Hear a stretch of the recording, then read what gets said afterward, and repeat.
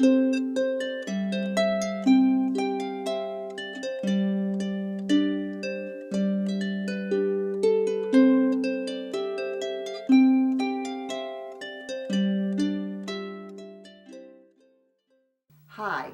I'm Cheryl Brunette, and today I want to show you a different way to work in yarn ends.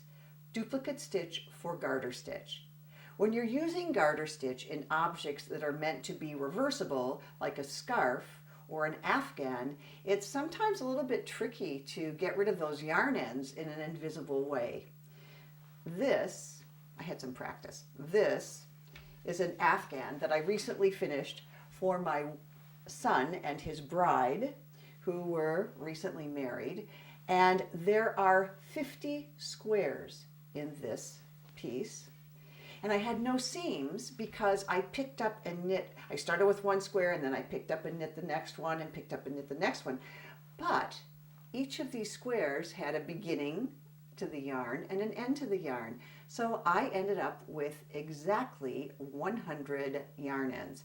I tried to knit them in as I was picking up, and that wasn't very satisfactory. And I tried several other methods, but really I'm a little bit persnickety, and this is the method that I think looks the best.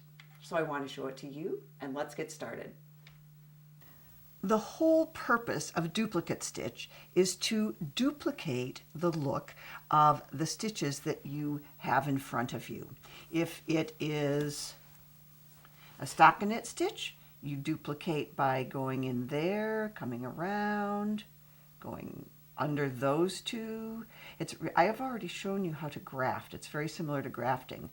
Going there, coming around. So it's easy to duplicate this one.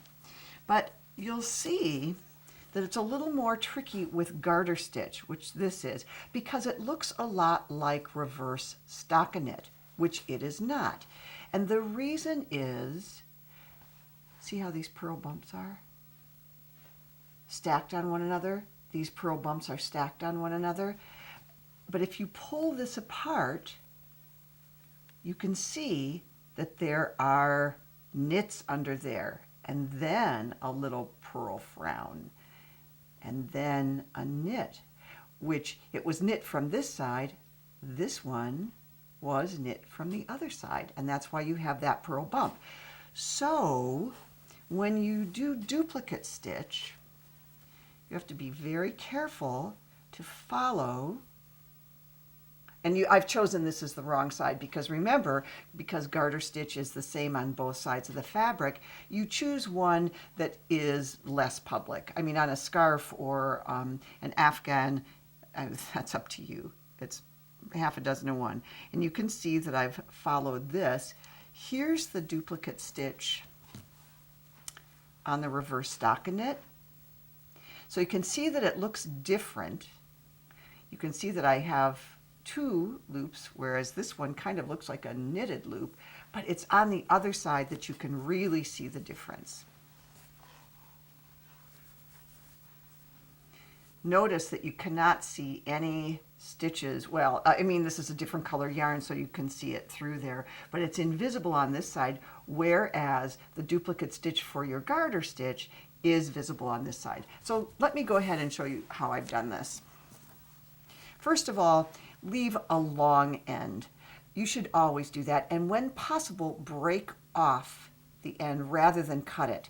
See how this gives you a nice tapered and thinning yarn end, so that when you work it in, it tends to want to stay put better than if you cut that blunt end off. Okay, so let me see where I am in this process.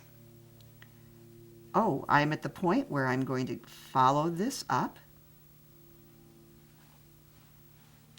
pull it through, go around, and then it goes back into the hole I came out of. And I'm going to come right up into the center of the next knit stitch. Let's see if I did that right. Yes, I did. I got that one right. By going directly over it, pulled this leg a little bit tight. So there we go, and straighten that out. And you can always tease it and coax it with your needle. So I'm going to go up,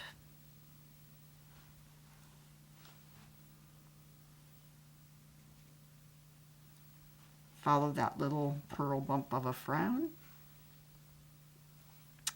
go back into the hole I came out of, and up into the center of the next knit stitch.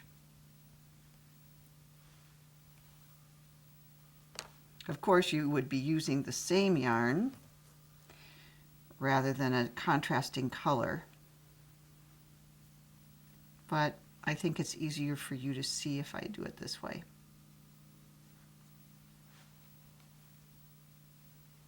One more. So you just have to pull that garter stitch. And the reason I'm doing this at the edge is because when I did that that afghan, and this is the mitered square mock-up of it, then I would pick up along this edge so that when I worked in the corner yarn, I worked it right along that ridge. So it gives you an idea, it's an orientation to that particular project. But you can work it anywhere on garter stitch. So there you have it, a way to work in those garter stitch yarn ends in a way that they are barely detectable. And if you're interested in more information on this particular afghan, I made a couple of programs that will help you to create this for yourself, and I've included some links here. Thank you for stopping by, and until I see you again, be brave and enjoy your knitting.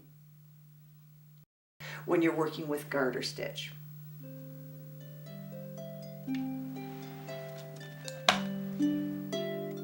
the duplicate stitch method in garter stitch. Oh, I said it right the first time.